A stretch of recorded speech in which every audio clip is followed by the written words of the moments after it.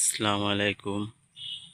Hello guys, আশা করি সবাই ভালো আছেন। এই মুহূর্তে আমরা চলে আসলাম একটি ধান খেতে। কৃষক ভাই ধান নিড়াচ্ছে। আমরা কৃষক ভাইয়ের কাছ থেকে শুনবো তার ধানের বয়স কত, কি কি সার দিয়েছে, তার কাছ থেকে শুনবো। দেখেন, সে ভুঁইতে ঘাস হয়েছে, তাই ধান নিড়াচ্ছে। ভাই, আপনার ধানের বয়স কত? 16 দিন। আর সার দেওয়া গেছে ভুঁইতে? হ্যাঁ, সার দেওয়া হয়েছে। কি কি সার দিয়েছেন? TSP, potash, urea.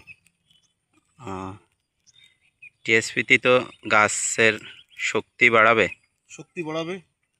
আর পটাশে পটাশেও শিকড় শিকড় বৃদ্ধি করবে। খালি এই যে ভুঁইতে দেওয়া আছে কি পরিমাণ ঘাস হয়ে গেছে, তাই এর কোনো ওষুধ দেননি? এই ঘাস এগুলো আর একটু বড় হলেই ওষুধ দেবো, 1 সপ্তাহ পরে যে ওষুধ দেবোতে একবারে কাজ হয়ে যাবে? একবারে কাজ হয়ে যাবে। বীজ ঘাসের ওষুধ দিছি, বীজ ঘাস এই ভাদলা ঘাস বেরোয়, এই ভাদলা ঘাসের জন্য এখন স্প্রে করে দেওয়া হবে। তাহলে ভাইরা, কৃষক ভাইয়ের মন্তব্য শুনলেন যে ঘাস ভুঁইতেও হয়েছে, কিছুদিন পরে ওষুধ দেবে, একবারে দিয়ে দেবে।